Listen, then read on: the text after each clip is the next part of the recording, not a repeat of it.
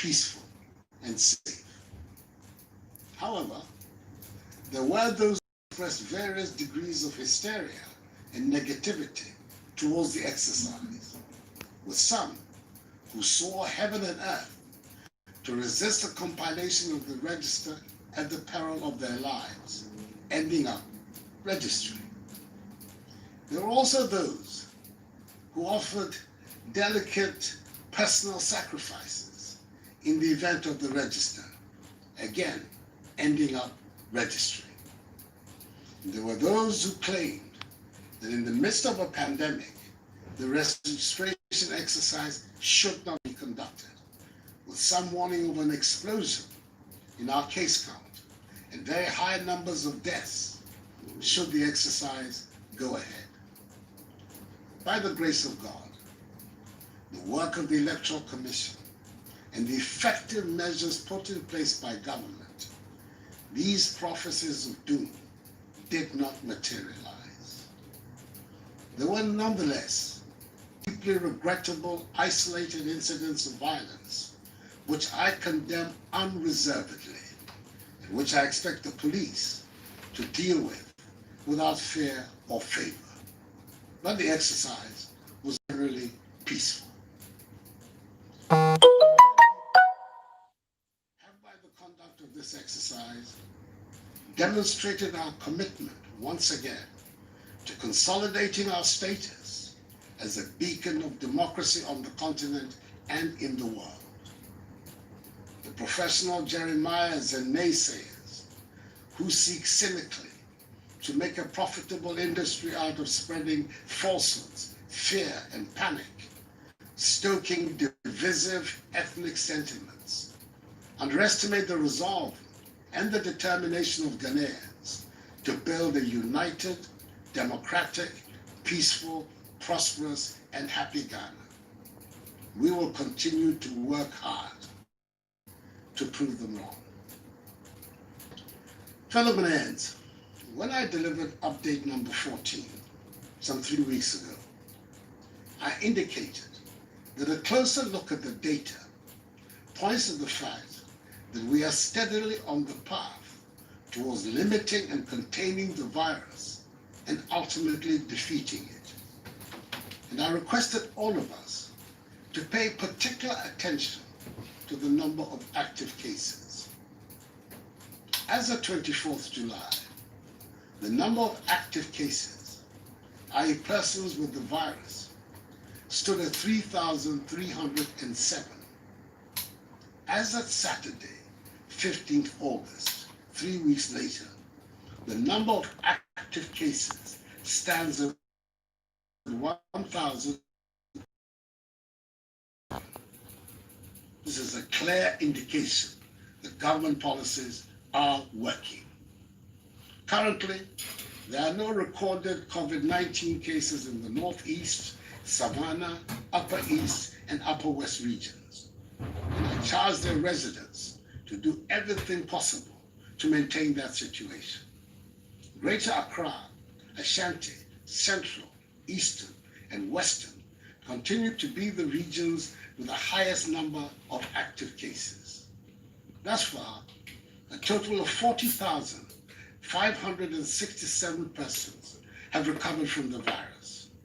This means our recovery rate has improved from 89.5% to 95.1% in 3 weeks. Our death rate continues, mercifully, to be low at 0.5%. Happily, there are no backlogs of tests at any of our testing centers, meaning the situational reports are up to date. Indeed, test results that used to take weeks are now available within 48 hours. We have so far conducted 427,121 tests. These statistics undermine as unfounded the claim that Ghana has lost the battle to defeat COVID-19. There can be only one simple reason for this baseless assertion, and that is political expediency. But as I have said before, do not begrudge those who make such statements. They need to make them to continue to try to stay relevant. Our health workers will forever be in our debt for the dedication they have put in to ensure these impressive statistics. We can help them even further by continuing to adhere to the social distancing and hygiene protocols we have instituted to stem the tide of infections. I've been encouraged by the results of a recent survey conducted by the Ghana Health Service into the use of face masks at selected locations in Accra in the month of August. It revealed that the overall intention to use face masks at the sites surveyed was very high, with 82% of persons surveyed possessing a mask. I believe we can do even more and better and reach 100%.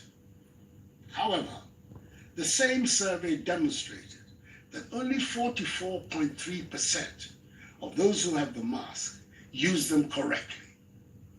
I urge each and every one of us to wear our masks and do so correctly anytime we leave our homes.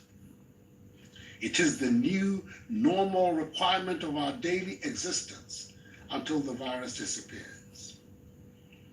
Our phased approach towards returning our lives to normal through the strategic, controlled, progressive, and safe easing of restrictions will thus continue. Most final year university students have already completed their examinations, and by 18 September, SHS3 and JHS3 students would have finished their respective final examinations of WASI and BECE. As a result of reports I have recently received that some final year JHS students were going hungry in complying with COVID-19 protocols, I've just instructed the Minister for Gender, Children and Social Protection to begin preparations to ensure that as from 24th August up to 18th September, all 584,000 final year JHS students and 146,000 staff, both in public and private schools, be given one holiday. This is to ensure full observance of the COVID-19 safety protocols. Through online learning portals, almost all continuing students in our universities have completed their studies for the academic year. The exceptions are the University of Cape Coast, the University of Health and Allied Sciences, technical universities, and some other colleges. After extensive stakeholder consultations, the decision has been taken for continuing students in these tertiary institutions to return to school on 24th August to finish their academic year. Just as was done for final year students who return to school, government through the Ministry of Education and the Ghana Education Service will ensure that all these tertiary institutions are disinfected. Universities will be equipped with the necessary personal protective equipment, and those with their own hospitals and clinics will have isolation centers to deal with any positive cases. All other institutions without their own clinics and hospitals will be mapped to health facilities. There will be no mass gatherings and no sporting activities. Religious activities under the new protocols will be permitted. Social distancing and the wearing of face masks must become the norm on campus. The Ministry of Education continues to engage the Ghana Education Service and all relevant stakeholders to conclude discussions on the modalities surrounding the opening of our pre-tertiary schools. I will communicate in due course the decisions that will be reached from these consultations. you can be rest assured that I'll always take into prime consideration the safety and well-being of our children, teachers, and non-teaching staff in the decisions that will be taken. Because I'm determined to ensure that the education of our children is not unduly disturbed by this pandemic. I know many still ask whether our borders, especially our international airport, Kotoka International Airport, will be open. Under my instructions, the Ministry of Aviation, the Ghana Civil Aviation Authority, and the Ghana Airports Company Limited have been working with the Ministry of Health and its agencies to ascertain our readiness to reopen our airport. I want to ensure that we are in a position to test every single passenger that arrives in the country to avoid the spread of the virus. The outcome of that exercise will show us the way and determine when we can reopen our border by air. I'm hoping that by God's grace, we'll be ready to do so by the 1st of September. Until further notice, our borders by air, land, and sea remain closed to human traffic.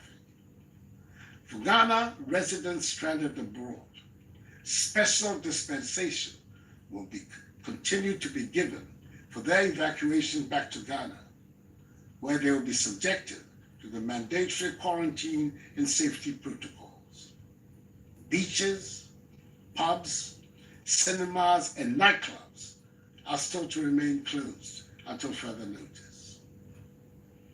The limit on the number of persons who can attend conferences, workshops, and award events has now been lifted, subject to the maintenance of social distancing amongst participants, fresh air ventilation of the premises, and a 2-hour limit for each session. I know that the pandemic has adversely affected many lives and livelihoods. It is for this reason the government has implemented several measures, such as free water and electricity, and funding to support small businesses, and tax relief, amongst others, to cushion the effect of the pandemic. We are not providing freebies. We're providing critical help to households, families, and businesses in the midst of this pandemic because we care. It is my conviction that in times of crises, it is the duty of a responsible and sensitive government to protect the population and provide relief. Fellow Ghanaians, let us remember at all times that the phased opening up of our country continues to put an obligation and responsibility on each one of us to remain vigilant and respect the enhanced hygiene, mask wearing, and social distancing protocols that have become part and parcel of our daily routine. They are proving to be effective, so let us employ them wholeheartedly. That is the way we can restore as quickly as possible the blessings of normalcy for which we all yearn. There is no room for complacency. We must be very much on our guard because some countries have experienced spikes after recording major achievements in containing the spread of the virus. We should not go down that road. Social distancing, enhanced hygiene, and wearing of masks are obligatory for each one of us. Enyano, Misramo, Ishishaya Yaye, Efa Masno, Mundiso. So free fear, Shamasno. And on a double Yahubai, I'm a Utumia Pam Yari, if you young man. And Yamima, me panify, but Jano ni wato, Yahamaske, Nyano. No ni ba wawo, ni wonye, was Shehilane, Kejawoma Nani. Game, Ninya ye homo, Nihanya fe, Afio, Afi. Fellow Ghanaians, the remarkable nature of us, the Ghanaian people, the first colonized people in sub-Saharan Africa, to gain their freedom and independence from foreign rule, is manifesting itself again. In the midst of the pandemic, we've been able to compile a voters register, arguably the most credible voter register in our history. Our democratic institutions continue to function effectively. There continues to be vigorous public debate on issues of public policy. Respect for the rule of law continues to be central to our governance. Our economy, despite the severe shocks of the pandemic, is proving to be resilient. So that despite the disruptions of the pandemic, food is still abundant in our markets. And the virus itself is being forced. Healthier Ghana is being built before our very eyes, and the great majority of Ghanaians can see it. Let us continue down this path so that the dreams of freedom and prosperity that inspired the great patriots who founded our nation can find expression in our generation. We can do it. So let us continue to work hard towards attaining our goal. This too shall pass, for the battle is the Lord's. May God bless us all in our homeland Ghana and make her great and strong. Thank you for your attention and good night.